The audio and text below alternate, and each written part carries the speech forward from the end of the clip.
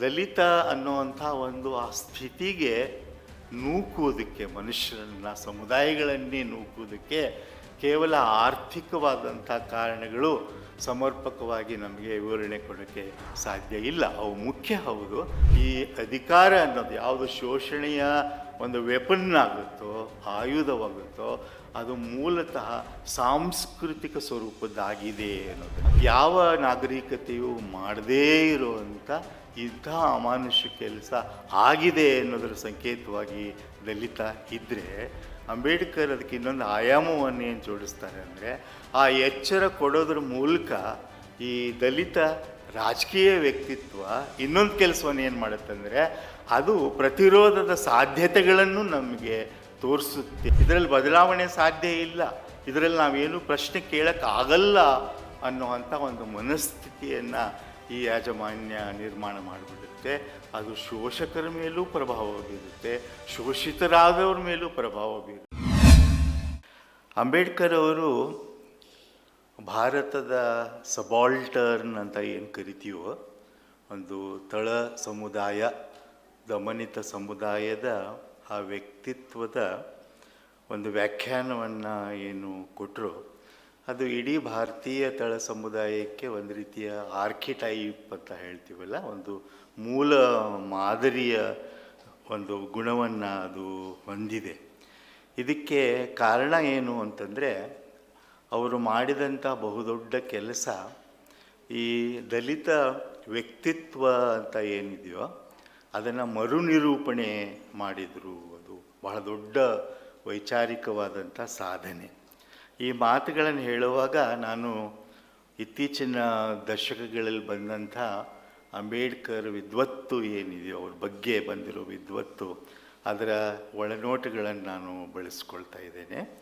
ನನಗೆ ಬಹಳ ಮೆಚ್ಚುಗೆಯಾದಂಥ ಅನುಪಮ ರಾವ್ ಅವರು ಒಂದು ಮಾತನ್ನು ಹೇಳ್ತಾರೆ.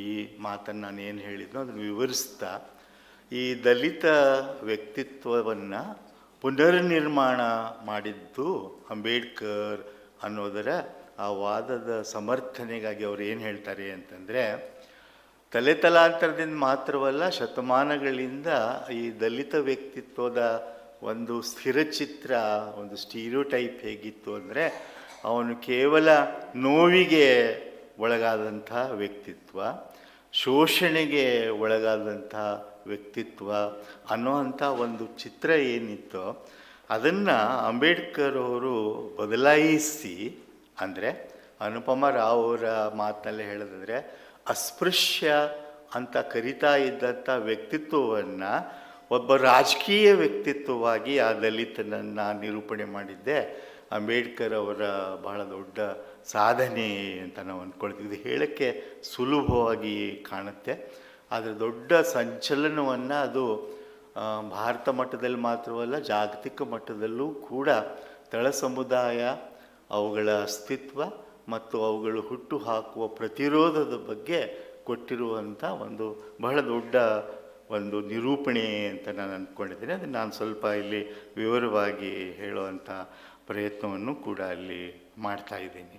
ಅಂದರೆ ಈ ಅಸ್ಪೃಶ್ಯ ದಲಿತ ಅನ್ನೋವಂಥದ್ದರ ಹಿಂದೆ ಇದ್ದಂಥ ತಿಳುವಳಿಕೆ ಏನಿತ್ತು ಅಂದರೆ, ಅವನಿಗೆ ಕ್ರಿಯಾಶೀಲತೆ ಅನ್ನೋದು ಇಲ್ಲ, ಅವನಿಗೆ ಏಜೆನ್ಸಿ ಅನ್ನೋದು ಇಲ್ಲ, ಅವನಲ್ಲಿಂದ ಬರಬಹುದಾದಂಥ ಪ್ರತಿರೋಧನೂ ಕೂಡ ಆ ಮಟ್ಟಿಗೆ ಬಹಳ ಸೀಮಿತವಾಗಿರುತ್ತೆ ಅನ್ನೋ ಕಲ್ಪನೆ ಇತ್ತು.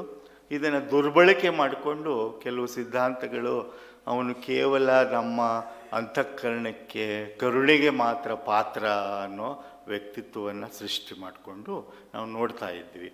ಅಂಬೇಡ್ಕರ್ ಅವರು ತಮಗೆ ಬಂದಂಥ ಒಂದು ವೈಚಾರಿಕ ಬಳುವಳಿ ಏನಿತ್ತು ಅಂದರೆ, ಮಹಾರಾಷ್ಟ್ರದಲ್ಲಿ ಅಲ್ಲಿಯವರೆಗೂ ಬಂದಂಥ ಬ್ರಾಹ್ಮಣ ವಿರೋಧಿ ಅಥವಾ ಅಬ್ರಾಹ್ಮಣಿ ವೈಚಾರಿಕ ಸಂಪ್ರದಾಯಗಳನ್ನು ಬಳಸ್ಕೊಂಡು ಅಂಬೇಡ್ಕರ್ ಬಹಳ ಸೂಕ್ಷ್ಮವಾದಂಥ, ಅಷ್ಟೇ ವಿಸ್ತಾರವಾದಂಥ ಕೆಲಸ ಏನು ಮಾಡಿದ್ರಂದರೆ, ಈ ಶೋಷಿತ ನೋವುಂಡ ಆ ವ್ಯಕ್ತಿತ್ವ ಅದು ದಲಿತನ ಅಂತಿಮ ವ್ಯಕ್ತಿತ್ವ ಅಲ್ಲ, ಅದು ಏನಾಗಿ ಪರಿವರ್ತನೆ ಆಗಬೇಕಾಗಿದೆ ಅಂದರೆ, ಒಬ್ಬ ದಲಿತ ಅಂತಂದರೆ ಕೇವಲ ಜಾತಿಯಿಂದ ದಲಿತ ಅಲ್ಲ, ಇಡೀ ಮನುಷ್ಯರ ಒಂದು ಬಹುದೊಡ್ಡ ಸಂಖ್ಯಾತ ಸಮುದಾಯವನ್ನು ಯಾವುದಿಷ್ಟು ಅಮಾನವೀಯಗೊಳಿಸುತ್ತೋ, ಯಾವುದು ಎಲ್ಲ ಸ್ವಾತಂತ್ರ್ಯಗಳನ್ನು ಕಸಿದುಕೊಳ್ಳುತ್ತೋ ಅದರ ಪ್ರಶ್ನೆ ಮಾಡೋ ಹಾಗೆ ಮಾಡುವ ವ್ಯಕ್ತಿತ್ವವೇ ದಲಿತ ವ್ಯಕ್ತಿತ್ವ ಅನ್ನೋದನ್ನು ನಮ್ಮ ಎದುರಿಗೆ ಇಟ್ಟರು. ಅಂದರೆ ಅದಕ್ಕೆ ಎರಡು ಮುಖಗಳಿವೆ. ಇದನ್ನು ಕಲ್ಪನೆ ಮಾಡ್ಕೊಳ್ಳೋದ್ರೊಳಗೆ ಒಂದು ಕಡೆಗೆ ಇಷ್ಟು ಅಮಾನುಷವಾಗಬಹುದಾ ಮನುಷ್ಯ ನಾಗರಿಕತೆ ಅನ್ನೋದೇ ನಮಗೆ ಅರ್ಥವಾಗೋದು ಆ ದಲಿತನ ಅನುಭವಗಳ ಮೂಲಕ. ಅಂಬೇಡ್ಕರ್ ಅವರ ಎಲ್ಲ ಕೃತಿಗಳಲ್ಲೂ ನೀವು ಗಮನಿಸಿರ್ಬೋದು, ಅವರು ಕೊಡುವಂಥ ಸುದೀರ್ಘವಾದಂಥ ದಾಖಲೆಗಳು, ಅವರ ಕಾಲದಲ್ಲೇ ನಡೀತಾ ಇದ್ದಂಥ ಕಲ್ಪನೆಯನ್ನು ಮೀರಿರುವಂಥ, ಭಾಷೆಯನ್ನು ಮೀರಿರುವಂಥ ಹಿಂಸೆ ಏನಿತ್ತು ಅದನ್ನು ಅವ್ರು ಯಾಕೆ ಹಾಗೆ ದಾಖಲೆ ಮಾಡ್ತಾರೆ ಅಂದರೆ, ಒಂದು ಈ ದಲಿತ ವ್ಯಕ್ತಿತ್ವ ಅನ್ನೋದು ನಮಗೆ ಕೊಟ್ಟಿರುವ ಎಚ್ಚರ ಏನಂದರೆ, ಯಾವ ನಾಗರಿಕತೆಯು ಮಾಡದೇ ಇರುವಂಥ ಇಂಥ ಅಮಾನುಷ ಕೆಲಸ ಆಗಿದೆ ಅನ್ನೋದರ ಸಂಕೇತವಾಗಿ ದಲಿತ ಇದ್ದರೆ, ಅಂಬೇಡ್ಕರ್ ಅದಕ್ಕೆ ಇನ್ನೊಂದು ಆಯಾಮವನ್ನು ಏನು ಜೋಡಿಸ್ತಾರೆ ಅಂದರೆ, ಆ ಎಚ್ಚರ ಕೊಡೋದ್ರ ಮೂಲಕ ಈ ದಲಿತ ರಾಜಕೀಯ ವ್ಯಕ್ತಿತ್ವ ಇನ್ನೊಂದು ಕೆಲಸವನ್ನು ಏನು ಮಾಡುತ್ತಂದರೆ, ಅದು ಪ್ರತಿರೋಧದ ಸಾಧ್ಯತೆಗಳನ್ನು ನಮಗೆ ತೋರಿಸುತ್ತೆ ತನ್ನದೇ ರೀತಿಯಲ್ಲಿ ಅನ್ನೋದನ್ನು ಅಂಬೇಡ್ಕರ್ ಅವರು ತಮ್ಮ ಇಡೀ ವೈಚಾರಿಕ ಬರಹದಲ್ಲಿ ಅದನ್ನು ಅವರು ಸಾಧಿಸಿ ತೋರಿಸಿದರು. ಮುಂದೆ ಸಾಧ್ಯ ಆದರೆ ಸಮಯ ಇದ್ದರೆ ನಾನು ಹೇಳ್ತೇನೆ. ಬೇರೆಯ ಯುರೋಪ್ನ, ಅಮೇರಿಕದ ಬೇರೆ ಕಡೆಯ ಸಮಾಜಗಳಲ್ಲಿದ್ದಂಥ ಸಬಾಲ್ಟರ್ನ್ ಅಂತ ಏನು ನಾವು ಕರಿತೀವೋ, ದಮನೀತ, ಅಂತಿಮ ವ್ಯಕ್ತಿ ಅಂತ ಏನು ಹೇಳ್ತೀವೋ, ಆ ಒಂದು ವ್ಯಕ್ತಿತ್ವಕ್ಕೂ ನಮ್ಮ ದಲಿತ ವ್ಯಕ್ತಿತ್ವಕ್ಕೂ, ನಮ್ಮ ಸಮಾಜದಲ್ಲಿರೋ ದಲಿತ ವ್ಯಕ್ತಿತ್ವಕ್ಕೂ ಸಂಬಂಧಗಳು ಇಲ್ಲ, ಹೋಲಿಕೆ ಯಾಕೆ ಆಗಲ್ಲ ಅನ್ನೋದನ್ನು ಭಾಳ ನಿರ್ದಿಷ್ಟವಾಗಿ ಅಂಬೇಡ್ಕರ್ ಅವರು ಪ್ರತಿಪಾದನೆ ಮಾಡಿದ್ದು ಅಷ್ಟೇ ಮುಖ್ಯವಾಗಿದೆ. ಯಾಕೆ ನಾವು ಈ ಸಬಾಲ್ಟರ್ನನ್ನು ಇಷ್ಟು ಭಿನ್ನವಾಗಿ ನಾವು ಕಲ್ಪಿಸ್ಕೋಬೇಕಾಗಿದೆ? ಇವತ್ತು ಬಹಳ ಪ್ರಸಿದ್ಧವಾಗಿರುವಂಥ ಆಂಟೋನಿಯೋ ಗ್ರಾಮ್ಶಿಯ ಒಂದು ತಿಳುವಳಿಕೆ ಏನಿದೆ ಸಬಾಲ್ಟರ್ನ್ ಅನ್ನುವಂಥದ್ದು, ಅದಕ್ಕಿಂತ ಅತ್ಯಂತ ಭಿನ್ನವಾದ ಒಂದು ವೈಚಾರಿಕ ಆಕೃತಿಯನ್ನು ಅಂಬೇಡ್ಕರ್ ಕಟ್ಟಿಕೊಡೋದಕ್ಕೆ ಏನು ಕಾರಣಗಳಿದ್ದವು, ಯಾಕೆ ಇದು ಮಾಡಬೇಕಾಯಿತು ಅನ್ನೋದನ್ನು ನಾವಿವತ್ತು ಚಿಂತನೆ ಮಾಡೋದು ಮುಖ್ಯ ಆಗಿದೆ. ಅಂಬೇಡ್ಕರ್ ಮೊದಲಿಂದ ಗುರುತಿಸಿದ್ದ ಹಾಗೆ ಈ ದಲಿತ ಅನ್ನುವಂಥ ಒಂದು ಆ ಸ್ಥಿತಿಗೆ ನೂಕುವುದಕ್ಕೆ, ಮನುಷ್ಯರನ್ನ, ಸಮುದಾಯಗಳನ್ನೇ ನೂಕುವುದಕ್ಕೆ ಕೇವಲ ಆರ್ಥಿಕವಾದಂಥ ಕಾರಣಗಳು ಸಮರ್ಪಕವಾಗಿ ನಮಗೆ ವಿವರಣೆ ಕೊಡೋಕ್ಕೆ ಸಾಧ್ಯ ಇಲ್ಲ. ಅವು ಮುಖ್ಯ ಹೌದು, ಆದರೆ ಅದು ಮಾತ್ರ ಅಲ್ಲ. ಸಾಮಾಜಿಕ ರಚನೆಗಳು ಕಾರಣ ಆಗಿರ್ಬೋದು, ಅವು ಮಾತ್ರ ಅಲ್ಲ. ಅವುಗಳನ್ನು ಮೀರಿರೋ ಹಾಗೆ ಕೆಲವು ಶಕ್ತಿಗಳು ಅವು ಕೆಲಸ ಮಾಡ್ತಾ ಇವೆ. ಇದನ್ನು ಅರ್ಥ ಮಾಡ್ಕೊಳ್ಳೋವಾಗ ಮಾತ್ರ ನಾವು ಗ್ರಾಮ್ಶಿಯನ್ನು ಬಹುಶಃ ಅವರ ಪ್ರಯೋಜನವನ್ನು ಇಲ್ಲಿ ಪಡೆದುಕೋಬೋದು. ಆ ಹೆಜಿಮನಿ ಅಂತ ಏನನ್ನು ಗ್ರಾಮ್ಶಿ ಹೇಳ್ತಾರಲ್ಲ, ಅಂದರೆ ಆಧುನಿಕ ಸಮಾಜಗಳಲ್ಲಿ ಅವ್ರ ಪ್ರಕಾರ ಒಬ್ಬ ವ್ಯಕ್ತಿಯ ಶೋಷಣೆ ಅಥವಾ ಅವನ ಮೇಲಿರುವ ದಬ್ಬಾಳಿಕೆ ಅನ್ನೋದು ಕೇವಲ ಆರ್ಥಿಕ ಬಲದಿಂದ, ದೈಹಿಕ ಬಲದಿಂದ, ಸೈನಿಕ ಬಲದಿಂದ ಮಾಡೋಕ್ಕೆ ಸಾಧ್ಯ ಇಲ್ಲ. ಈ ಸಮಾಜಗಳಲ್ಲಿ ಅಂಥ ಅಧಿಕಾರ, ಅಂಥ ಪವರ್ ಆಳುವ ವರ್ಗಗಳಿಗೆ ಹೇಗೆ ಬರುತ್ತೆ ಅಂತಂದರೆ, ಅವು ಯಾಜಮಾನ್ಯವನ್ನು, ಹೆಜಿಮನಿಯನ್ನು ಅವು ಸ್ಥಾಪನೆ ಮಾಡ್ತವೆ. ಈ ಹೆಜಿಮನಿ ಅನ್ನೋದು ಯಾಕೆ ನಾನಿಲ್ಲಿ ಬಳಸ್ತಾ ಇದ್ದೇನೆ ಅಂದರೆ, ನನ್ನ ಈ ಪ್ರಬಂಧದ ವಿಷಯ ಕೂಡ ಆಗಿರುವಂಥದ್ದು ಅಧಿಕಾರ ಮತ್ತು ಸಂಸ್ಕೃತಿಗೆ ಇರುವಂಥ ಸಂಬಂಧ. ನಾವು ಸಾಂಸ್ಕೃತಿಕ ಪ್ರತಿರೋಧವನ್ನು ಅರ್ಥ ಮಾಡ್ಕೋಬೇಕಾದ್ರೆ ಅದರ ಮೊದಲ ಹೆಜ್ಜೆ ಏನು ಅಂತಂದರೆ, ಈ ನಾವು ನೋಡ್ತಾ ಇರುವ ಮತ್ತು ಆಧುನಿಕ ಕಾಲದ ಎಲ್ಲ ಸಮಾಜಗಳಲ್ಲಿ ಈ ಅಧಿಕಾರ ಅನ್ನೋದು ಯಾವುದು ಶೋಷಣೆಯ ಒಂದು ವೆಪನ್ ಆಗುತ್ತೋ, ಆಯುಧವಾಗುತ್ತೋ, ಅದು ಮೂಲತಃ ಸಾಂಸ್ಕೃತಿಕ ಸ್ವರೂಪದ್ದಾಗಿದೆ ಅನ್ನೋದನ್ನು. ಆ ಸಾಂಸ್ಕೃತಿಕ ಅನ್ನೋದು ನಾನು ವಿಶಾಲವಾಗಿ ಬಳಸ್ತಾ ಇದ್ದೇನೆ. ಅದರಲ್ಲಿ ಧರ್ಮ ಬರುತ್ತೆ, ಅದರಲ್ಲಿ ಸಿದ್ಧಾಂತ ಬರುತ್ತೆ, ಅದರಲ್ಲಿ ಜೀವನದ ದಿನನಿತ್ಯದ ಪದ್ಧತಿಗಳು ಬರ್ತವೆ, ನಂಬಿಕೆಗಳು ಬರ್ತವೆ. ಇವೆಲ್ಲವನ್ನು ಬಳಸಿಕೊಂಡು ಅದರ ಮೂಲಕ ಒಂದು ಹೆಜಿಮನಿಯನ್ನು ಅದು ಕಟ್ಟಿಕೊಡುತ್ತೆ ಆಳುವ ವರ್ಗ. ಇದು ಪ್ರಾಯಶಃ ಅಂಬೇಡ್ಕರ್ ನಮಗೆ ಹೇಳೋಕ್ಕೆ ಪ್ರಯತ್ನ ಮಾಡಿರುವಂಥದ್ದು. ಇದು ಹೇಗೆ ಸಾಧ್ಯ ಆಯಿತು? ಈ ರೀತಿಯ ಒಂದು ಅಮಾನುಷ ಪರಿಸ್ಥಿತಿಯನ್ನು ಸೃಷ್ಟಿ ಮಾಡೋಕ್ಕೆ ಯಾವ ಕ್ಷಮತೆ ಬಂತು, ಯಾವ ಸಾಮರ್ಥ್ಯ ಇಲ್ಲಿಗೆ ಬಂತು ಅಂತಂದರೆ ನಾನು ಅದನ್ನು ಈ ಹೆಜಿಮನಿ ಅಂತ ಹೇಳ್ತೀನಿ. ಧರ್ಮವನ್ನು, ಶಾಸ್ತ್ರವನ್ನು, ಸಿದ್ಧಾಂತವನ್ನು, ಕಟ್ಟಳೆಗಳನ್ನು, ಸಾಮಾಜಿಕ ನಡವಳಿಕೆಗಳನ್ನು ಇವೆಲ್ಲವನ್ನೂ ಸೇರಿಸಿ ಹೆಣೆದಿರುವಂಥ ಒಂದು ಆ ಯಜಮಾನ್ಯನೇ ಈ ರೀತಿಯ ಪರಿಸ್ಥಿತಿಗೆ ಕಾರಣ ಆಗಿದೆ ಅಂತ ಹೇಳ್ತಾರೆ. ಅದನ್ನೇ ಅವರು ಪದೇ ಪದೇ ಅವರ ಅತ್ಯಂತ ರ್ಯಾಡಿಕಲ್ ಆದಂಥ, ಕ್ರಾಂತಿಕಾರಿಯಾದಂಥ ಕೃತಿ ಎನಹೈಲೇಷನ್ ಆಫ್ ಕಾಸ್ಟಲ್ಲಿ ಮತ್ತೆ ಮತ್ತೆ ನಮ್ಮನ್ನು ಅವರು, ನನಗೆ ಒಂದೊಂದು ಸಾರಿ ಅದನ್ನು ಓದೋವಾಗ ಅನಿಸುತ್ತೆ, ಒಂದು ನಾವು ಅಂತಿಮ ಬಾರ್ಡರ್ ಅಂತೀವಲ್ಲ ಅಲ್ಲಿಗೆ ತಂದು ನಮ್ಮನ್ನು ನಿಲ್ಲಿಸ್ತಾರೆ. ಇನ್ನು ಅರ್ಥ ಮಾಡ್ಕೊಳ್ಳೋದು ಹೇಗೆ ಸಾಧ್ಯ? ಯಾಕೆ ಶಾಸ್ತ್ರಗಳನ್ನೇ ಸವರ್ಣೀಯ ಹಿಂದೂಗಳು ಧರ್ಮ ಅಂತ ಅಂದ್ಕೊಳ್ತಾರೆ? ಯಾಕೆ ಇಷ್ಟು ಅತಾರ್ಕಿಕತೆ ಅನ್ನೋದು ಬೆಳೆಯುತ್ತೆ? ಯಾಕೆ ಬುದ್ಧನಿಂದ ಶುರುವಾದಂಥ ಒಂದು ನಾಗರಿಕತೆಯಲ್ಲಿ ತರ್ಕ, ರೀಸನ್, ವಿವೇಕ ಅನ್ನೋದನ್ನೇ ಸರ್ವನಾಶವಾಗಿ ಹೋಗುತ್ತೆ? ಇಂಥ ಎಲ್ಲ ಈ ಕೊನೆಯ ಪ್ರಶ್ನೆಗಳನ್ನು ಅವರು ಕೇಳೋದ್ರ ಹಿಂದೆ ಈ ಕಾರಣ ಇದೆ. ಎಲ್ಲಿ ಯಜಮಾನ್ಯ ಇರುತ್ತೋ, ನಾನು ಹೇಳಿದ್ನಲ್ಲ, ಇವೆಲ್ಲ ಸೇರಿಕೊಂಡು ಒಂದು ರೀತಿಯ ವರ್ಲ್ಡ್ ವ್ಯೂ ಮತ್ತು ಒಂದು ರೀತಿಯ ಸಮಾಜದ ದೃಷ್ಟಿ ಹುಟ್ಕೊಂಡಾಗ ಏನಾಗುತ್ತೆ ಅಂದರೆ ಇವೆಲ್ಲವೂ ನ್ಯಾಚುರಲೈಸ್ ಆಗಿಬಿಡ್ತವೆ. ನ್ಯಾಚುರಲೈಸ್ ಅಂದರೆ ಇದು ಸಹಜ, ಇದರಲ್ಲಿ ಬದಲಾವಣೆ ಸಾಧ್ಯ ಇಲ್ಲ, ಇದರಲ್ಲಿ ನಾವೇನು ಪ್ರಶ್ನೆ ಕೇಳೋಕ್ಕಾಗಲ್ಲ ಅನ್ನುವಂಥ ಒಂದು ಮನಸ್ಥಿತಿಯನ್ನು ಈ ಯಾಜಮಾನ್ಯ ನಿರ್ಮಾಣ ಮಾಡಿಬಿಡುತ್ತೆ. ಅದು ಶೋಷಕರ ಮೇಲೂ ಪ್ರಭಾವ ಬೀರುತ್ತೆ, ಶೋಷಿತರಾದವ್ರ ಮೇಲೂ ಪ್ರಭಾವ ಬೀರುತ್ತೆ. ಹೀಗಾಗಿ ಅದು ಒಂದು ಸನಾತನವಾಗಿ ನಿರಂತರವಾಗಿ ಆ ರೀತಿಯ ಒಂದು ಶ್ರೇಣಿ ಅನ್ನೋದು, ಹೈರಾರ್ಕಿ ಅನ್ನೋದು ಉಳಿದುಕೊಂಡು ಬಿಡುತ್ತೆ.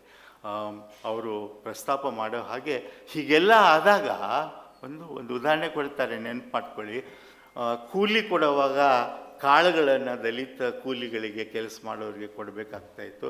ಅದರಲ್ಲಿ ಎಂಥದನ್ನು ಕೊಡ್ತಾ ಇದ್ದಾರೆ ಅಂದರೆ, ಅನುವಾದದಲ್ಲಿ ಅದನ್ನು ಸರಿಯಾಗಿ ಹೇಳಿದ್ದಾರೆ, ಪೈಖಾನೆ ಅಂದರೆ ಸಂಡಾಸ ಅಂತ ಹೇಳ್ತೀವಲ್ಲ, ಅದು ಮಲ. ಅವ್ರು ಯಾವುದ್ರಲ್ಲಿ ಕೊಡ್ತಾ ಇದ್ದಾರೆ ಅಂದರೆ, ಆ ಎತ್ತುಗಳು ಆ ಕಾಳು ಬಿಡಿಸೋಕ್ಕೆ ತುಳಿಯುವಾಗ ಅವು ಏನು ಸಗಣಿ ಹಾಕ್ತಾಯಿದ್ವೋ ಅದರೊಳಗೆ ಪಚನ ಆಗದೆ ಇರೋ ಕಾಳುಗಳನ್ನು ತಗೊಂಡು ದಲಿತ ಕೂಲಿಗಳಿಗೆ ಕೊಡ್ತಾ ಇದ್ರಲ್ಲ, ಅದು ನಾವು ಅದನ್ನು ಇಲ್ಲಿ ಗ್ರಹಿಸ್ಕೊಂಡಾಗ ಇದೆಲ್ಲವೂ ಒಪ್ಪಿಗೆ ಯಾಕಾಗುತ್ತೆ? ಗ್ರಾಮ್ಶೆ ಹೇಳೋ ಹಾಗೆ ಈ ಆಳ್ವಿಕೆ ಮಾಡುವಂಥವು ಪ್ರತಿರೋಧವನ್ನು ಹೇಗೆ ನಿಲ್ಲಿಸ್ತವೆ ಅಂತಂದರೆ ಬಲವಂತದ ಮೂಲಕ ಅಲ್ಲ, ಇದು ಒಪ್ಪಿಗೆ ಆಗೋ ಸ್ಥಿತಿಯನ್ನು, ಮ್ಯಾನುಫ್ಯಾಕ್ಚರಿಂಗ್ ಅವರ್ ಕನ್ಸೆಂಟ್ ಅಂತಾರಲ್ಲ, ಆ ರೀತಿಯ ಒಪ್ಪಿಗೆಯನ್ನೇ ಈ ಸಮಾಜದಲ್ಲಿ ಅವು ಸೃಷ್ಟಿ ಮಾಡಿಬಿಡ್ತವೆ. ಇದನ್ನು ಮುಂದುವರಿಸ್ಕೊಂಡು ಅಂಬೇಡ್ಕರ್ ಏನು ಹೇಳ್ತಾರೆ ಅಂತಂದರೆ, ನಾವು ನೋಡೋದೇನು, ಈಗ ದಲಿತನ ಮೇಲಾಗೋ ಹಿಂಸೆ ಯಾಕೆ ಇಷ್ಟು ಕಲ್ಪನೆಯನ್ನು ಮೀರಿ ಹೋಗುತ್ತೆ ಅನ್ನೋದಕ್ಕೆ ಕಾರಣ ಏನಂದರೆ, ಅದು ಅವನು ಮಾಡಿರೋ ಕೆಲಸದಿಂದ ಅವನ ಮೇಲೆ ಹಿಂಸೆ ಆಗಲ್ಲ, ಅವನ ಹುಟ್ಟಿನಿಂದ ಆಗುತ್ತೆ ಅಂತ. ನಾವು ಅರ್ಥ ಏನು ಮಾಡ್ಕೋಬೋದು ಅಂದರೆ, ಒಬ್ಬ ವ್ಯಕ್ತಿ ಏನಾದರೂ ಮಾಡಿದರೆ ಅವನ ಮೇಲೆ ನೀವು ಹಿಂಸೆಯನ್ನು ತೋರಿಸ್ಬೋದು. ಇಲ್ಲಿಯ ಸ್ಥಿತಿ ಏನು ಅಂತಂದರೆ, ದಲಿತನ ಸ್ಥಿತಿ, ಅವನು ಮಾಡಿರುವುದರ ಯಾವುದೋ ಕ್ರಿಯೆಗೋಸ್ಕರ ಅವನನ್ನು ಈ ಅಮಾನುಷವಾಗಿ ಹಿಂಸೆಯನ್ನು ಅವನ ಮೇಲೆ ಹಾಕಲ್ಲ, ಅವನು ಹುಟ್ಟಿದ್ರಿಂದನೇ ಅಂತಂದರೆ ಇಲ್ಲಿ ವ್ಯಕ್ತಿ ಅನ್ನೋನೇ ಲುಪ್ತವಾಗಿ ಬಿಡ್ತಾನೆ. ಅಲ್ಲಿ ಉಳ್ಕೊಳ್ಳೋದೇನು ಅಂತಂದರೆ ಈ ದಲಿತ ಸಬಾಲ್ಟರ್ನ್ ಅನ್ನೋವಂಥವನು. ಅದು ಎಂಥದ್ದು ಇಲ್ಲಿಯ ಸ್ಥಿತಿನಲ್ಲಿ ಅಂದರೆ, ಅವನು ಹುಟ್ಟಿದ್ರಿಂದಲೇ ಅವನು ಅದನ್ನೆಲ್ಲವನ್ನು ಅನುಭವಿಸಬೇಕು, ಹುಟ್ಟಿದ್ರಿಂದಲೇ ಅವನಿಗೆ ಕಳಂಕ ಇದೆ, ಹುಟ್ಟಿದ್ರಿಂದಲೇ ಅವನು ನಾವು ನಾಶ ಮಾಡಬೇಕಾಗಿರೋ ವ್ಯಕ್ತಿತ್ವ ಅನ್ನೋದು ಸಹಜವಾಗಿ ಬಿಡುತ್ತೆ, ನ್ಯಾಚುರಲೈಸ್ ಆಗಿಬಿಡುತ್ತೆ, ಒಪ್ಪಿಕೊಂಡು ಬಿಡ್ತೀವಿ ಅದನ್ನು ಸವರ್ಣೀಯರು ಧರ್ಮ ಅಂತ ನಂಬ್ಕೊಂಡಿದ್ದಾರೆ ಅಂತ ಅಂಬೇಡ್ಕರ್ ಈ ದೃಷ್ಟಿಯಲ್ಲಿನೇ ಹೇಳ್ತಾರೆ. ನಾವು ಇದನ್ನು ಸ್ವಲ್ಪ ಒಂದು ಹೆಜ್ಜೆ ಮುಂದೆ ಹೋಗಿ ಅಂಬೇಡ್ಕರ್ ವಾದದ ಎಳೆಯನ್ನು ತೊಗೊಂಡು ಹೋಗಿ ನೋಡೋದಾದರೆ, ಸವರ್ಣೀಯನಿಗೂ ಹಾಗೆ ಆಗ್ತಾ ಇದೆ. ಅವನು ಆ ದಲಿತರ ಶೋಷಣೆ ಮಾಡೋದು ಯಾಕೆ ಮಾಡ್ತಿದ್ದಾನೆ ಅಂತಂದರೆ ವೈಯಕ್ತಿಕ ಕಾರಣ ಇಲ್ಲ ಅವನಿಗೆ, ಅವನಿಗೂ ಒಂದು ಸಮುದಾಯದ ಭಾಗವಾಗಿಯೇ ಅವನು ಯೋಚನೆ ಮಾಡ್ತಿದ್ದಾನೆ. ಅವನ ವ್ಯಕ್ತಿತ್ವವು ಲುಪ್ತವಾಗಿ ಹೋಗ್ಬಿಟ್ಟಿದೆ, ನಾಶವಾಗಿ ಹೋಗ್ಬಿಟ್ಟಿದೆ. ಆ ಸವರ್ಣೀಯನಿಗೂ ಏನಂದರೆ, ನಾನು ಯಾಕೆ ಹೀಗೆ ಮಾಡ್ತೀನಿ ಅನ್ನೋ ಪ್ರಶ್ನೆಯನ್ನು ಕೇಳಲ್ಲ ಅವನು, ಯಾಕಂದರೆ ಅವನು ಆ ತನ್ನ ಸಮುದಾಯದ ಯಾಜಮಾನ್ಯವನ್ನೇ ಅವನು ಒಪ್ಕೊಂಡ್ಬಿಟ್ಟಿದ್ದಾನೆ. ಹಾಗೆ ಸಹಜ ಅಂತ ಅಂದ್ಕೊಂಡು ಅದನ್ನು ಮಾಡ್ತಾನೆ ಅನ್ನೋ ಮಾತನ್ನು ನಾವಿಲ್ಲಿ ಗಮನಿಸಬೇಕಾಗುತ್ತೆ. ಹಾಗಿದ್ದರೆ ಇದರ ಪ್ರತಿರೋಧ ಹೇಗೆ ಅನ್ನೋದ್ರ ಬಗ್ಗೆ ಅನೇಕ ಪ್ರಯೋಗಗಳನ್ನು ಅಂಬೇಡ್ಕರ್ ಮಾಡಿದರು. ನಾನು ಅವರ ಒಟ್ಟು ಜೀವನವನ್ನು ಪ್ರತಿರೋಧದ ಸಾಧ್ಯತೆಗಳ ಪ್ರಯೋಗಗಳ ಸರಣಿ ಅಂತ ನಾನು ನೋಡಿದ್ದೇನೆ. ಪ್ರತಿರೋಧ ಹೇಗೆ ಸಾಧ್ಯ ಅನ್ನೋದರ ಒಂದು ಸರಣಿಯನ್ನೇ ನಾವು ಅಲ್ಲಿ ನೋಡೋಕ್ಕೆ ಸಾಧ್ಯವಾಗುತ್ತೆ. ಎಲ್ಲರಿಗೂ ಪರಿಚಿತವಾಗಿರೋದನ್ನು ಹೇಳೋದಾದರೆ, ಈ ಬ್ರಿಟಿಷ್ ವಸಾಹತುಶಾಹಿ ಸರ್ಕಾರ ಒಂದು ರೀತಿಯ ಸ್ಥಳೀಯ ಆಡಳಿತವನ್ನು ಕೊಡೋಕ್ಕೆ ಸಾಧ್ಯವ ಅನ್ನೋವಂಥ ಚರ್ಚೆಗಳು ಶುರು ಮಾಡಿದಾಗ ಅಂಬೇಡ್ಕರ್ ಅವರ ಬಹುದೊಡ್ಡ ಪ್ರವೇಶ ಅಲ್ಲಿ ಆಗುತ್ತೆ. ಅಲ್ಲಿ ಮೊದಲ ಪ್ರತಿರೋಧದ ಒಂದು ಪ್ರಶ್ನೆ ಅಥವಾ ಒಂದು ಸಾಧ್ಯತೆ ಅವರು ಏನು ಎತ್ತಾರೆ ಅಂದರೆ, ಪ್ರತಿನಿಧೀಕರಣ. ನೀವು ತರೋ ರಾಜಕೀಯ ವ್ಯವಸ್ಥೆಯಲ್ಲಿ ದಲಿತರಿಗೆ ಕೊಡೋ ಪ್ರತಿನಿಧೀಕರಣವೇ ಒಂದು ನಮ್ಮ ಕೈಯಲ್ಲಿ ಅದು ಒಂದು ಆಯುಧ ಆಗಕ್ಕೆ ಸಾಧ್ಯ ಇದೆ. ಅಟ್ಲೀಸ್ಟ್ ಸ್ವಲ್ಪ ಮಟ್ಟಿಗೆ ಈ ಯಾಜಮಾನ್ಯವನ್ನು ಒಡಿಬೇಕು ಅನ್ನೋದಾದರೆ, ನೀವೇನಾದರೂ ಒಂದು ಆಡಳಿತ ವ್ಯವಸ್ಥೆ, ರಾಜಕೀಯ ವ್ಯವಸ್ಥೆ ಥರದ್ದಾದರೆ ಅಲ್ಲಿ ಪ್ರತಿನಿಧೀಕರಣ ಅನ್ನೋದು ಭಾಳ ಮುಖ್ಯವಾಗುತ್ತೆ ಅಂತ ಹೇಳ್ತಾರೆ. ಅದರೊಳಗೆ ಅವರ ಬ್ರಿಲಿಯಂಟ್ ಆದಂಥ, ಅದ್ಭುತವಾದಂಥ ಒಂದು ಕೊಡುಗೆ ಏನಂದರೆ, ನೀವು ದಲಿತ ಸಮುದಾಯಕ್ಕೆ ಅವರ ಸಂಖ್ಯೆಯ ಆಧಾರದ ಮೇಲೆ ರೆಪ್ರೆಸೆಂಟೇಷನನ್ನು ಕೊಡಬಾರದು ಅಂತ ಅಂಬೇಡ್ಕರ್ ಅವರ ಆರ್ಗ್ಯುಮೆಂಟ್. ಅವ್ರೇನು ಹೇಳ್ತಾರೆ ಅಂದರೆ, ಅವನ ವಿಶಿಷ್ಟ ಸ್ಥಿತಿಗೋಸ್ಕರ ನೀವು ಅವನಿಗೆ ಹೆಚ್ಚಿನದಾದಂಥ ಪ್ರತಿನಿಧೀಕರಣ ಕೊಡಬೇಕೇ ಹೊರತು ಸಂಖ್ಯೆಯ ಮೇಲೆಲ್ಲ ಅಂತ. ಯಾಕೆ ಇದು ಬ್ರಿಲಿಯಂಟ್ ಅಂತಂದರೆ, ಯಾಕೆ ಪ್ರತಿರೋಧ ಆಗಲಿಲ್ಲ ಅನ್ನೋದಕ್ಕೊಂದು ಉತ್ತರ, ದಲಿತ ಸಮುದಾಯಗಳು ಚದುರಿ ಹೋಗಿವೆ. ಎಲ್ಲ ಇಡೀ ಭಾರತದಲ್ಲಿ ಚದುರಿ ಹೋಗಿ ನೂರಾರು ಜಾತಿಗಳಲ್ಲಿ ಹಂಚಿ ಹೋಗಿರೋದ್ರಿಂದ ಒಂದು ಸಾಂಘಿಕವಾದಂಥ, ಕಲೆಕ್ಟಿವ್ ಆದಂಥ ಒಂದು ಪ್ರತಿರೋಧ ಸಾಧ್ಯ ಆಗಲ್ಲ. ಮತ್ತು ಆ ಸಂಖ್ಯೆ ಯಾವಾಗಲೂ ಕಡಿಮೆನೇ ಇರುತ್ತೆ. ಒಂದು ಹಳ್ಳಿನಲ್ಲಿ ನೀವು ಒಂದು ಪ್ರಾಂತದಲ್ಲಿ ನೋಡೋದಾದರೆ ಅವ್ರು ಯಾವಾಗಲೂ ಕಡಿಮೆ ಸಂಖ್ಯೆಯಲ್ಲಿ ಇರ್ತಾರೆ. ಅದಕ್ಕೆ ಅವ್ರು ಹೇಳ್ತಾರೆ, ಬ್ರಿಟಿಷ್ ವರದಿಗಳನ್ನು ತಯಾರು ಮಾಡೋರಿಗೆ ದೊಡ್ಡ ವಾದ ಏನು ಹೇಳ್ತಾರೆ ಅಂತಂದರೆ, ನಾನು ಹೇಳ್ತಾ ಇರೋದು, ಅವನು ಒಬ್ಬ ಎಕ್ಸೆಪ್ಷನಲ್ ಪರ್ಸನ್. ದಲಿತ ಅನ್ನೋವಂಥವನು ಎಕ್ಸೆಪ್ಷನಲ್ ಪರ್ಸನ್ ಅವನು. ಯಾಕೆಂದರೆ ಅವನ ಮೇಲೆ ಎಕ್ಸೆಪ್ಷನಲ್ ಹಿಂಸೆ ಆಗಿರೋದ್ರಿಂದ ಅವನು ಎಕ್ಸೆಪ್ಷನಲ್ ಪರ್ಸನ್ ಆಗಿರ್ತಾನೆ. ಅದಕ್ಕೆ ನೀವು ಅವನಿಗೆ ಕೊಡಬೇಕಾಗಿರೋ ರೆಪ್ರೆಸೆಂಟೇಷನ್ನ ಜಾಸ್ತಿ ಮಾಡಿ ಅನ್ನೋದು ಮೊದಲ ಹೆಜ್ಜೆ ಆಗುತ್ತೆ. ಎರಡನೇ ಹೆಜ್ಜೆ ಏನಾಗುತ್ತೆ ಅಂತಂದರೆ, ಈ ಯಾಜಮಾನ್ಯದ ಕೆಳಗಿರುವಂಥ ಯಾವ ಸವರ್ಣೀಯ ಹಿಂದೂ ಅಧಿಕಾರಿಯಾಗಲಿ ಅಥವಾ ಆಡಳಿತಗಾರನಾಗಲಿ ದಲಿತನ ಪರವಾಗಿ ಮಾಡುವ ಸ್ಥಿತಿ ಇಲ್ಲವೇ ಇಲ್ಲ ಅಂತ ಬಹಳ ಖಚಿತವಾಗಿದ್ದಾರೆ ಅಂಬೇಡ್ಕರ್ ಈ ವಿಷಯದ ಬಗ್ಗೆ. ಸಾಧ್ಯವೇ ಇಲ್ಲ. ಹಾಗಿದ್ರೆ ಏನು ಮಾಡಬೇಕು ಅಂತ ಪ್ರಶ್ನೆ ಬಂದಾಗ ಮತ್ತೆ ಈ ಪ್ರತಿನಿಧೀಕರಣದ ಪ್ರಶ್ನೆ ಒಂದು ಹೆಜ್ಜೆ ಮುಂದೆ ತಗೊಂಡೋಗಿ ಸೆಪರೇಟ್ ಇಲೆಕ್ಟೊರೇಟ್ಗಳನ್ನು ಕೊಡಿ ನಮಗೆ. ಯಾಕೆ ಮೊದಲು ನೆನ್ಪಿಟ್ಕೋಬೇಕು, ಅಂಬೇಡ್ಕರ್ ಶುರುವಾತಿನಲ್ಲಿ ಸೆಪರೇಟ್ ಇಲೆಕ್ಟೊರೇಟ್ ಪರವಾಗಿ ಆಗಿರಲಿಲ್ಲ. ಅವರು ಇಲ್ಲ, ಎಲ್ಲರೂ ಸೇರಿ ಮಾಡುವ ಮತದಾನದೊಳಗೇ ಇವರು ಕೂಡ ತಮ್ಮ ಪ್ರತಿನಿಧಿಗಳನ್ನು ಆರಿಸಿ ಅಂತ ಅದನ್ನು ಬದಲಾಯಿಸಿಬಿಟ್ಟು ಸೆಪರೇಟ್ ಇಲೆಕ್ಟೊರೇಟ್ ಯಾಕೆ ಕೊಡಿ ಅಂದರೆ ಕಾರಣ ಇದನ್ನೇ. ಈ ಯಾಜಮಾನ್ಯ ಹೇಗಿದೆ ಅಂತಂದರೆ, ಅಧಿಕಾರದಲ್ಲಿರೋ ಯಾವ ಸವರ್ಣೀಯನಾದಂಥ ಹಿಂದೂ ಆದಂಥ ಒಬ್ಬ ಅಧಿಕಾರಿ, ಒಬ್ಬ ಆಡಳಿತಗಾರ ಎಂದೂ ಏನನ್ನೂ ದಲಿತನ ಪರವಾಗಿ ಮಾಡೋಕ್ಕೆ ಸಾಧ್ಯವೇ ಇಲ್ಲದೆ ಇರೋದ್ರಿಂದ ನಾವು ಸೆಪರೇಟ್ ಇಲೆಕ್ಟೊರೇಟ್ಗಳನ್ನು ಕೇಳಬೇಕು ಅನ್ನೋದು ಬರುತ್ತೆ. ಅದಕ್ಕಿಂತಲೂ ಮುಂದೆ ಹೆಜ್ಜೆ ಹೋದ್ಮೇಲೆ ಆ ಪ್ರಯೋಗಗಳನ್ನು ನೋಡಿದ ಮೇಲೆ ಇದು ಆಗಲ್ಲ ಅಂತ ಹೇಳಿದಾಗ ಅವರು ಸಂವಿಧಾನವನ್ನೇ ರಚಿಸ್ತಾರೆ. ಬಹುಶಃ ಸಂವಿಧಾನದ ಬಗ್ಗೆ ಅನೇಕ ಮಾತುಗಳನ್ನು ಹೇಳ್ತೀವಿ. ನನಗನ್ಸೋದು ಸಂವಿಧಾನ ಅನ್ನೋದು ನಾನು ಹೇಳ್ತಾ ಇರುವಂಥ ನನ್ನ ವಿಷಯ ಆಗಿರುವಂಥ ಸಾಂಸ್ಕೃತಿಕ ರಾಜಕೀಯ ಪ್ರತಿರೋಧದ ಒಂದು ಮಹಾ ಹೊತ್ತಿಗೆಯಾಗಿ ನಾವು ಅದನ್ನು ನೋಡಬೇಕು. ಅದು ಕಾನ್ಸ್ಟಿಟ್ಯೂಷನ್ ಅನ್ನೋದು ಒಂದು ಪೊಲಿಟಿಕಲ್ ಡಾಕ್ಯುಮೆಂಟ್ ಮಾತ್ರ ಅಲ್ಲ. ಅದು ಆ ಕಾನ್ಸ್ಟಿಟ್ಯೂಷನ್ ಏನಂತಂದರೆ, ಇಂಥ ಸ್ಥಿತಿಯ ವಿರುದ್ಧ ಸಮಗ್ರವಾದಂಥ ಪ್ರತಿರೋಧ ಮಾಡೋಕ್ಕೆ ಇರಬೇಕಾದಂಥ ಒಂದು ಮಾರ್ಗದರ್ಶಿ ಗ್ರಂಥವಾಗಿ ಅವರು ಕಾನ್ಸ್ಟಿಟ್ಯೂಷನ್ನ ರಚನೆ ಮಾಡ್ತಾರೆ. ಅದರಲ್ಲಿಯೂ ತೊಂದರೆಗಳು, ಅದರ ಅನುಷ್ಠಾನದ ಬಗ್ಗೆನೇ ಅನುಮಾನಗಳು, ಅದು ಎಲ್ಲಿವರೆಗೂ ಹೋಗುತ್ತೆ ನಿಮ್ಗೆ ಗೊತ್ತು. ಅದನ್ನು ಅವರು ಅಸೆಂಬ್ಲಿಗೆ, ಕಾನ್ಸ್ಟಿಟ್ಯೂಯೆಂಟ್ ಅಸೆಂಬ್ಲಿಗೆ ಅರ್ಪಿಸಿದಾಗ ಅವರು ಹೇಗೆ ಅಸಮಾನತೆ ಯಾವ ರೀತಿಯಲ್ಲಿ ಮುಂದುವರಿಯುತ್ತೆ ಅನ್ನೋ ದುರಂತದ ಮಾತುಗಳನ್ನೇನು ಆರಂಭ ಮಾಡ್ತಾರೆ ಭಾಷಣವನ್ನು. ಅದೆಲ್ಲ ಇದ್ದಿದ್ದರಿಂದ ಇನ್ನು ಉಳಿದದ್ದು ಒಂದು ಅಂದರೆ ಧರ್ಮ. ಒಂದು ಡೆಮಾಕ್ರೆಟಿಕ್ ಆದಂಥ ಧರ್ಮದಿಂದ ನಾವು ಇದನ್ನು ಸಾಧಿಸ್ಬೋದು. ಅದಕ್ಕೆ ನಾನು ಹೇಳಿದೆ, ಅವರ ಇಡೀ ಜೀವನವೇ ಪ್ರತಿರೋಧದ ಸಾಧ್ಯತೆಗಳ ಪ್ರಯೋಗಗಳ ಒಂದು ಸರಣಿಯಾಗಿ ಅವರು ಅದನ್ನು ಮಾಡ್ತಾರೆ.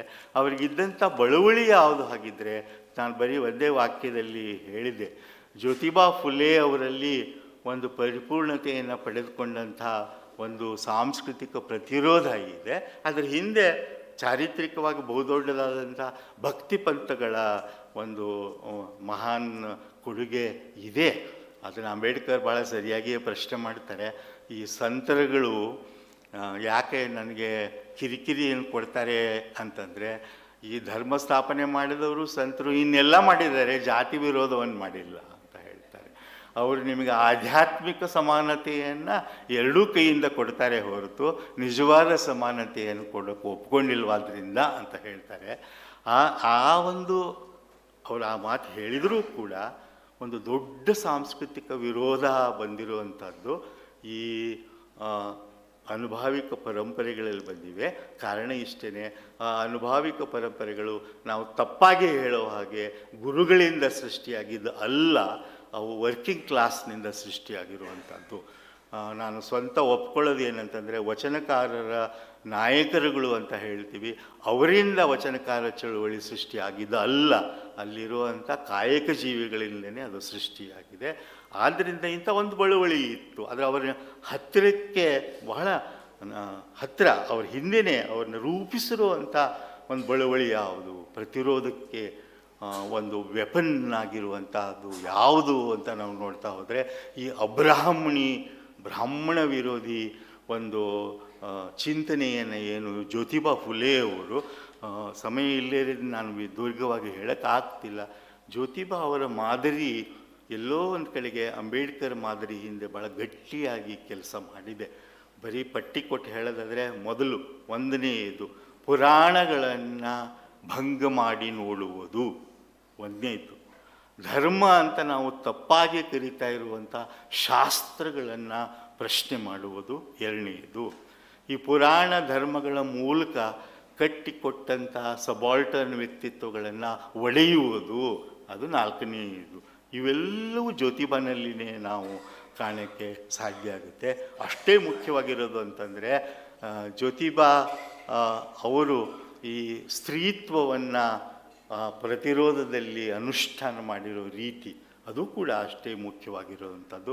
ಅದು ಅಂಬೇಡ್ಕರ್ ಅವರಲ್ಲೂ ಮುಂದುವರಿಯುತ್ತೆ ಅಂತ. ಇದು ಒಂದು ಬಹಳ ದೊಡ್ಡ ವೈಚಾರಿಕ ಪರಂಪರೆಯಲ್ಲಿ ಅವರು ಪ್ರತಿರೋಧದ ಸಾಧ್ಯತೆಗಳನ್ನು ಹುಡುಕ್ತಾರೆ. ಇಷ್ಟೇ ದೊಡ್ಡದು ಅಂತಂದರೆ, ಪಶ್ಚಿಮದಿಂದ ಅಂಬೇಡ್ಕರ್ ಕಲ್ತಿರೋ ಅಂಥದ್ದು ಕೂಡ ನಾವು ಮರಿಬಾರ್ದು. ಈಗಾಗಲೇ ಚಲಂ ಸರ್ ಅವರು ಅದನ್ನು ಪ್ರಸ್ತಾಪ ಮಾಡಿದರು. ಬರೀ ಆ ಹೆಸರುಗಳನ್ನೇ ನೋಡಿದರೆ, ಡುಯಿ ಅಂತ ಒಂದು ಹೆಸರು, ಸೆಲಿಗ್ಮನ್ ಅನ್ನೋ ಹೆಸರನ್ನು ನೋಡಿದರೆ ನಾವೇನು ನೋಡ್ತೀವಿ ಅಂದರೆ, ಪಶ್ಚಿಮದ ಜ್ಞಾನ ಪರ್ವ ಅಂತೀವಲ್ಲ, ಎನ್ಲೈಟನ್ಮೆಂಟ್ 17ನೇ ಶತಮಾನದಿಂದ ಆರಂಭವಾಯಿತು. ಅದರ ಒಂದು ಪರಾಕಾಷ್ಠೆ ತಲುಪಿರೋ ವಿದ್ವಾಂಸರೇ ಅಂಬೇಡ್ಕರ್ ಅವರ ಗುರುಗಳಾಗಿದ್ದರು. ಅದಕ್ಕೆ ಅವರು ಕೊನೆಯವರೆಗೂ ಹೇಳಿದ್ದು, ಫ್ರೆಂಚ್ ಕ್ರಾಂತಿಯ ಮೂಲ ತತ್ವ ಆದಂಥ ಪ್ರಜಾಪ್ರಭುತ್ವ, ಅದರ ತತ್ವಗಳು ಅಂತ ಏನು ಹೇಳ್ತೀವೋ, ಸಮಾನತೆ, ಸ್ವಾತಂತ್ರ್ಯ, ಭ್ರಾತೃತ್ವ, ಇವು ಅವರಿಗೆ ಅತ್ಯಂತ ಪ್ರಮುಖವಾಗಿದ್ದವು ಅನ್ನೋದು ನಾವು ನೆನಪಲ್ಲಿ ಇಟ್ಕೋಬೇಕು. ನನಗೆ ಭಾಳ ಅವ್ರ ಬಗ್ಗೆ ಬೆರಗು ಅನಿಸೋದು ಏನಂತಂದರೆ, ಸ್ಥಳೀಯವಾಗಿರೋದನ್ನು ಪಶ್ಚಿಮದ ಜೊತೆಗೆ ಅತ್ಯಂತ ಪ್ರಯೋಗಶೀಲವಾಗಿ ಬೆರೆಸೋವಂಥ, ಇನೋವೇಟಿವ್ ಆಗಿ ಅದನ್ನು ಬಳಸುವಂಥದ್ದು ಏನಿದೆ, ಬಹಳ ಅದ್ಭುತವಾಗಿರುವಂಥದ್ದು. ಆ ಕಲೋನಿಯಲ್ ಅಂತ ಕರೆಯೋಕ್ಕೆ ಆಗದೇ ಇರೋ ರೀತಿಯಲ್ಲಿ ಆ ಎನ್ಲೈಟನ್ಮೆಂಟ್ ಟ್ರೆಡಿಷನನ್ನು ಅವರು ಬಳಸ್ಕೊಳ್ತಾರೆ. ಇವುಗಳ ಮೂಲಕ ಅವರು ಇದನ್ನು ಕಟ್ಟಿರುವಂಥ ಒಂದು ಆ ಪ್ರತಿರೋಧದ ಮಾದರಿಗಳನ್ನು ನಾವು ಗಮನಿಸಬೇಕು ಅನ್ನುವಂಥದ್ದು ಬಹಳ ಮುಖ್ಯ. ಇನ್ನು ನೇರವಾಗಿ ಇಂದಿನ ಸ್ಥಿತಿಗೆ ಅವರು ತೋರಿಸಿದಂಥ ಪ್ರತಿರೋಧದ ಮಾದರಿಗಳು ಹೇಗೆ ನಾವು ಇವತ್ತು ಪುನರ್ರಚಿಸ್ಕೋಬೇಕಾಗಿದೆ ಅನ್ನೋದೇ ನಮ್ಮೆದುರಿಗಿರುವಂಥ ಪ್ರಶ್ನೆ. ಒಂದು ದುರಂತ ಏನು ಅಂತಂದರೆ, ಯಾವ ಒಂದು ಹೆಜಿಮನಿ ಅಂತ ಕರೀತೀನೋ ನಾನು, ಅದು ಎಲ್ಲರಿಗೂ ಒಪ್ಪಿತ ಆಗಿ, ಅನೇಕ ವರ್ಗಗಳಿಗೆ ಒಪ್ಪಿತ ಆಗಿ, ಇದು ಬಿಟ್ಟು ಪರ್ಯಾಯ ಇಲ್ಲ ಅನ್ನೋ ಸ್ಥಿತಿ ತರುವಂಥ ಯಾಜಮಾನ್ಯ ಏನಿದೆ, ಇವತ್ತು ನಮ್ಮೆದುರಿಗೆ ಅತ್ಯಂತ ಕಠೋರವಾಗಿ ನಿಂತಿದೆ. ಅದು ಫ್ಯಾಸಿಸ್ಟ್ ಹಿಂದುತ್ವ ಅನ್ನುವಂಥದ್ದು ನಮ್ಮೆದುರಿಗಿರುವಂಥದ್ದು. ಆ ಪದಗಳ ಬಗ್ಗೆ ಯಾರೂ ಸಂಕೋಚ ಪಟ್ಕೊಳ್ಳೋದು ಅವಶ್ಯಕತೆ ಇಲ್ಲ. ಅದು ಫ್ಯಾಸಿಸ್ಟ್ ಹಿಂದುತ್ವ ಅನ್ನುವಂಥದ್ದು ನಮ್ಮೆದುರಿಗಿರುವಂಥದ್ದು. ಇದು ಆ ಯಾಜಮಾನ್ಯದ ಅತ್ಯಂತ ಕ್ರೂರವಾದಂಥ ಒಂದು ಹಂತ. ಆ ಹಂತದಲ್ಲಿ ನಾವು ಅದರ ಪ್ರತಿರೋಧವನ್ನು ಅಂಬೇಡ್ಕರ್ ಪಾಠಗಳಿಂದ ಹೇಗೆ ಕಲಿಯೋದು ಅನ್ನೋದನ್ನೇ ನಮ್ಮ ಎದುರಿಗೆ ಇದೆ. ಅದರೊಳಗೆ 3 ಮಾತ್ರ ನನ್ನ ಸಮಯ ಮುಗಿತಾ ಬಂದಿದ್ದರಿಂದ ಸೂಕ್ಷ್ಮವಾಗಿ ಪ್ರಸ್ತಾಪಿಸಿ ನಾನು ಮಾತನ್ನು ಮುಗಿಸೋಕ್ಕೆ ಬರ್ತೀನಿ. ಮೊದಲನೇದಾಗಿ ಗ್ರಾಮ್ಶಿ ಕೂಡ ಇದನ್ನು ಹೇಳ್ತಾನೆ. ಅಂದಾಗ ನಾನು ಹೇಳಬೇಕು, ಗ್ರಾಮ್ಶಿ ಮಾತನ್ನು ನಾನು ಪ್ಯಾರಲಾಗಿ ನೋಡಿದ್ದೀನಿ. ಆ ಪರಿಣಾಮ ಪ್ರಭಾವ ಅನ್ನೋದು ಅಂಬೇಡ್ಕರ್ಗಿರೋ ಸಾಧ್ಯತೆಯೇ ಇರಲಿಲ್ಲ. ಬೇರೆ ಅದನ್ನು ನಾವು ಹೇಳ್ತಾನೂ ಇಲ್ಲ, ಅದು ಸುಳ್ಳು ಸರಿನೂ ಅಲ್ಲ. ಅದು ನಾನು ಏನು ಹೇಳ್ತಾ ಇದ್ದೀನಿ ಇಲ್ಲಿ ಅಂದರೆ, ಇವರಿಬ್ಬರ ಹೋಲಿಕೆ ಏನು? ಒಂದು ಮಾತನ್ನು ಭಾಳ ಚೆನ್ನಾಗಿ ಗ್ರಾಮ್ಶಿ ಹೇಳ್ದ. ಅನೇಕ ಬಾರಿ ಸ್ಪಾಂಟೇನಿಯಸ್ ಪ್ರತಿರೋಧ ಬರುತ್ತೆ. ಭಾಳ ಸಹಜ ರೀತಿಯಲ್ಲಿ ಆ ಯಾಜಮಾನ್ಯಕ್ಕೆ ಒಳಗಾಗಿ ಅಮಾನುಷವಾಗಿ ಬದುಕ್ತಾ ಇರುವಂಥವ್ರಿಗೆ ಸಹಜವಾಗಿ ನ್ಯಾಚುರಲ್ ಆಗಿ ಒಂದು ಪ್ರೊಟೆಸ್ಟ್ ಬರುತ್ತೆ. ಅದು ಮಹತ್ವಪೂರ್ಣವಾಗಿರೋದು. ಆದರೆ ಅದರ ಮೇಲೆ ರಾಜಕೀಯವನ್ನು ಕಟ್ಟೋಕ್ಕೆ ಆಗಲ್ಲ. ಕೇವಲ ಅದರ ಮೇಲೆ ನಾವು ರಾಜಕೀಯವನ್ನು ಕಟ್ಟೋಕ್ಕೆ ಆಗಲ್ಲ. ಯಾಕಂದರೆ ಅಂಬೇಡ್ಕರೇ ಹೇಳಿದ ಹಾಗೆ ಇಂಥ ಸಹಜ ಸ್ಪಾಂಟೇನಿಯಸ್ ಆ ಕ್ಷಣದ ಪ್ರತಿರೋಧಗಳನ್ನು ಸಪ್ರೆಸ್ ಮಾಡಿ ಮುಗಿಸಿ ಹಾಕುವಷ್ಟು ಶಕ್ತಿ ಫ್ಯಾಸಿಸ್ಟ್ಗಳಿಗೆ ಇರೋದ್ರಿಂದ ಅದ್ರ ಮೇಲೇ ನಾವು ರಾಜಕೀಯ ಕಟ್ಟೋಕ್ಕಾಗಲ್ಲ. ನಾವು ಏನು ಮಾಡಬೇಕಾಗತ್ತೆ ಅಂತಂದರೆ, ಆ ಪ್ರತಿರೋಧವನ್ನು ಬಳಸ್ಕೊಂಡು ನನ್ನ ನೆನಪಾಗಿ ಇಟ್ಕೊಂಡು ಮುಂದೆ ಹೋಗಿ ಏನು ಮಾಡಬೇಕು? ಎಜುಕೇಟ್. ನನಗನ್ಸುತ್ತೆ ಅಂಬೇಡ್ಕರ್ ಅವರು ಕೊಟ್ಟ 3 ಆ ಮಾತುಗಳು, ಸ್ಲೋಗನ್ಗಳಲ್ಲಿ ಇವತ್ತು ಅತ್ಯಂತ ಮುಖ್ಯವಾಗಿರೋದು ಎಜುಕೇಟ್ ಅನ್ನೋದು. ಸಾಂಸ್ಥಿಕ ಎಜುಕೇಷನ್ ಬಗ್ಗೆ ನಾನು ಹೇಳ್ತಾ ಇಲ್ಲ. ಇದಾಗಲೇ ಇವತ್ತು ಫ್ಯಾಸಿಸ್ಟ್ ಪಾಠಶಾಲೆಗಳೇ ನಮ್ಮ ವಿಶ್ವವಿದ್ಯಾಲಯಗಳು ಮತ್ತು ಹೈಸ್ಕೂಲ್ಗಳು ಆಗಿವೆ. ಅದ್ರ ಬಗ್ಗೆ ನನಗನ್ಗೂ ಅನುಮಾನ ಇಲ್ಲ. ಒಂದು ಮಗುವನ್ನು ನೀವು ಇವತ್ತು ಶಾಲೆಗೆ ಕಳಿಸಿದರೆ ಅವನು ಖಂಡಿತವಾಗ್ಲೂ ಒಂದು ಸರ್ಟಿಫಿಕೇಟ್ ಜೊತೆಗೆ ಫ್ಯಾಸಿಸ್ಟ್ ಆಗಿಯೇ ಹೊರಗೆ ಬರುವಂಥ ಸ್ಥಿತಿ. ಅದ್ರ ಬಗ್ಗೆ ನಾನು ಮಾತಾಡ್ತಾ ಇಲ್ಲ. ಎಜುಕೇಟ್ ಅಂದರೆ ಆ ಪ್ರತಿರೋಧದ ಹಿಂದೆ ಅನುಭವ ಇದೆಯಲ್ಲ, ಅನುಭವಿಸಿರುವಂಥದ್ದು ಅಸಹ್ಯ, ಹ್ಯುಮಿಲಿಯೇಷನ್, ಅದನ್ನೇ ಹಿಡಿದುಕೊಂಡು ಆ ಜನ ಸಮುದಾಯವನ್ನು ನಾವು ಎಜುಕೇಟ್ ಮಾಡಬೇಕಾಗಿದೆ. ಆವಾಗ ಮಾತ್ರ ಕ್ರಾಂತಿ ಸಾಧ್ಯ ಆಗುತ್ತೆ, ಆವಾಗ ಮಾತ್ರ ಬದಲಾವಣೆ ಸಾಧ್ಯವಾಗುತ್ತೆ. ಅದೇ ಅಂಬೇಡ್ಕರ್ ಅವರ ಪ್ರತಿರೋಧದ ಸೂತ್ರ ಕೂಡ. ನಾವು ದಿಢೀರನೆ ಹೀಗಾಗು ಅಂತ ಹೇಳಿದರೆ ಆಗಲ್ಲ. ಮನುಷ್ಯ ಚರಿತ್ರೆ ಬದಲಾವಣೆ ಆಗಲ್ಲ. ನಾವು ಏನು ಮಾಡಬೇಕಾಗಿದೆ, ಇಂಥ ನೆನಪುಗಳನ್ನೇ ಅಮೂಲ್ಯವಾಗಿ ಇಟ್ಕೊಂಡು ಅದರ ಮೇಲೆ ವಿಸ್ತಾರ ರಾಜಕೀಯ ಕಟ್ಟಿದರೆ ಎಜುಕೇಟ್ ಮಾಡಬೇಕು ಅನ್ನೋದು ಬಹಳ ಮುಖ್ಯವಾಗಿರುತ್ತೆ. ಸರ್, ಒಂದು ನಿಮಿಷ ಜಾಸ್ತಿ ತಗೊಂಡು ಒಂದು ಉದಾಹರಣೆ ಹೇಳಿಬಿಡ್ತೀನಿ. ನಿನ್ನೆ ನಾನು ವಾಟ್ಸಪ್ನಲ್ಲಿ ನೋಡ್ತಾ ಇದ್ದೆ. ಈಗ ನಾವೆಲ್ಲರೂ ವಾಟ್ಸಪ್ಪನ್ನು ಡಿಸ್ಟೆನ್ಸ್ ಎಜುಕೇಷನ್ ಲರ್ನರ್ಸ್ ಅಲ್ವಾ. ನಾನು ಒಮ್ಮೊಮ್ಮೆ ನೋಡಿದೆ. ಒಬ್ಬ ವ್ಯಕ್ತಿ ಒಂದೇ ಒಂದು ಸಾಲಿನ ಒಂದು ಕಾಮೆಂಟ್ ಬರೆದ್ರಪ್ಪ. ಏನು ಬರೆದ್ರು ಅಂತಂದರೆ, ಈ ವರ್ಣಾಶ್ರಮ ಅನ್ನೋದು ಕೂಡ ಜಾತಿಯಷ್ಟೇ ದುಷ್ಟ ಅಂತ. ಅದನ್ನು ಅಂಬೇಡ್ಕರ್ ಆವಾಗಲೇ ಹೇಳಿದರು ಭಾಳ ಚೆನ್ನಾಗಿ. ಇವರು ಬರೆದ್ರು ಒಬ್ಬರು. ಅದಕ್ಕೆ ಬಂದಿರೋ ಪ್ರತಿಕ್ರಿಯೆಗಳು, ಅದರ ಟ್ರೋಲ್ಗಳು, ಅದರ ಬೈಗಳಗಳನ್ನು ನೀವು ನೋಡಬೇಕು.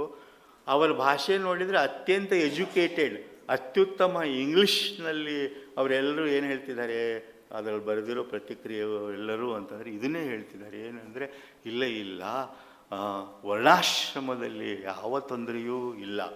ಅದು ಆಯಾ ವ್ಯಕ್ತಿಯ ಕ್ಷಮತೆ, ಪ್ರತಿಭೆಗೆ ಸರಿಯಾದ ಸ್ಥಾನ ಕೊಡುವಂಥ ಒಂದು ವ್ಯವಸ್ಥೆ ಅಂತ ಹೇಳ್ಕೊಂಡು ಬರೀತಾರೆ. ಇದನ್ನು ಎಜುಕೇಟ್ ಇವತ್ತು ನಾವು ಮಾಡಬೇಕಾಗಿದೆ ಅಂತ. ಎರಡನೇದು ಅಂಬೇಡ್ಕರಿಂದ ಕಲಿತ ಪಾಠ ಏನು ಅಂತಂದರೆ, ಶಾಸ್ತ್ರವಾಗಿರಲಿ, ಧರ್ಮವಾಗಿರಲಿ, ಕೋಡ್ ಆಫ್ ಬಿಹೇವಿಯರ್ ಆಗಿರಲಿ, ಎಥಿಕ್ಸ್ ಆಗಿರಲಿ, ಇವೆಲ್ಲವೂ ಒಂದು ಕಾಲದಲ್ಲಿ ಏನಾಗ್ತವೆ ಅಂದರೆ ಪ್ರಭುತ್ವದ ಅಡಿಯಾಳುಗಳಾಗ್ತವೆ. ಅದು ಅಸಾಧ್ಯದ ಸ್ಥಿತಿಯಲ್ಲ, ಆಗುವ ಸ್ಥಿತಿನೇ ಅಂತ ಹೇಳ್ತಾರೆ. ಆ ಪ್ರಭುತ್ವ ಆ ಕ್ರೂರ ಪ್ರಭುತ್ವಕ್ಕೆ ಅವು ಅಡಿಯಾಳಗಳಾಗ್ಬಿಡ್ತವೆ. ಆ ಸ್ಥಿತಿಯಲ್ಲಿ ನಾವು ಇರೋದ್ರಿಂದ ಅಂಬೇಡ್ಕರ್ ಎನಹೈಲೇಷನ್ ಆಫ್ ಕಾಸ್ಟ್ನಲ್ಲಿ ಒಂದು ಮಾತನ್ನು ಏನು ಹೇಳಿದ್ರು ಅಂತಂದರೆ, why does the savarna act like this? Because he believes it is dharma. Is it dharma? No, it is shastra. What then should we do? Destroy the shastras ಅಂತ ಹೇಳಿದರು. Destroy the ಶಾಸ್ತ್ರಾಸ್. ಕಾಸ್ಟ್ ಸಿಸ್ಟಮನ್ನು ಎನಹೈಲೇಟ್ ಮಾಡಬೇಕಂದ್ರೆ ಶಾಸ್ತ್ರಗಳನ್ನು ನೀವು ಮೊದಲು ಎನಹೈಲೇಟ್ ಮಾಡಬೇಕು ಅಂತ. ಈಗ ನಾವು ಅದೇ ಸ್ಥಿತಿನಲ್ಲಿ ಇದ್ದೀವಿ. ಎಲ್ಲ ಶಾಸ್ತ್ರಗಳು ಏನಿವೆಯೋ ಇವತ್ತು ಅವುಗಳನ್ನು ನಾವು ಎನಹೈಲೇಟ್ ಮಾಡಿದರೆ ಮಾತ್ರ ಈ ಪ್ರತಿರೋಧ ಅನ್ನೋದು ಒಂದು ಕಡೆಗೆ ನಮ್ಮನ್ನು ಕರ್ಕೊಂಡು ಹೋಗ್ಬೋದು ಅಂತ ನಾನು ಅಂದ್ಕೊಂಡಿದ್ದೇನೆ. ಮೊದಲ ವಾಕ್ಯದಲ್ಲಿ ನಾನು ಹೇಳಿದ ಹಾಗೆ ಈ ಟಿಪ್ಪಣಿಗಳನ್ನು ನಿಮ್ಮ ಎದುರಿಗೆ ನಾನು ಇಟ್ಟಿದ್ದೀನಿ.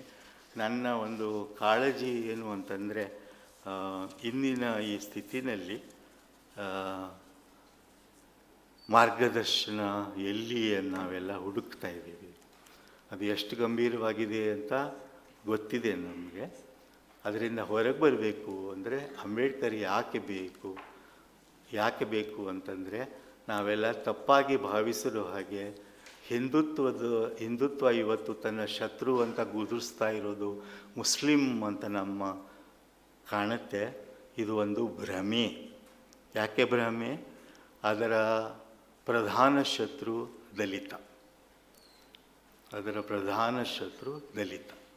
ಯಾಕೆ ಅಂತಂದರೆ, ಎಲ್ಲುವರೆಗೂ ದಲಿತನಾಗೇ ಇರ್ತಾನೋ ಅಲ್ಲಿವರೆಗೂ ಈ ಯಾಜಮಾನ್ಯ ನಡೆಯುತ್ತೆ, ಪ್ರತಿರೋಧ ಇರಲ್ಲ. ಸೊ ಅಂಥ ಕೆಲಸದಲ್ಲಿ ಅದು ತೊಡಗಿರುವಾಗ ಅಂಬೇಡ್ಕರ್ ಅವರ ಪ್ರಬುದ್ಧ ರಾಜಕೀಯದ ಬಳಕೆ ನಮಗೆ ಅತ್ಯಂತ ಅವಶ್ಯಕ ಅಂತ ಹೇಳಿ ನನ್ನ ಮಾತುಗಳನ್ನು ಮುಗಿಸ್ತೀನಿ. ನಮಸ್ಕಾರ. ಮತ್ತಷ್ಟು ವಿಶೇಷ ವಿಡಿಯೋಗಳನ್ನು ನೋಡಲು ಮತ್ತು ಹೊಸ ವಿಡಿಯೋಗಳ ಬಗ್ಗೆ ತಿಳಿಯಲು ಈ ದಿನ .com ಯೂಟ್ಯೂಬ್ ಚಾನೆಲ್ ಸಬ್ಸ್ಕ್ರೈಬ್ ಮಾಡಿ ಮತ್ತು ಬೆಲ್ ಐಕಾನ್ ಕ್ಲಿಕ್ ಮಾಡಿ.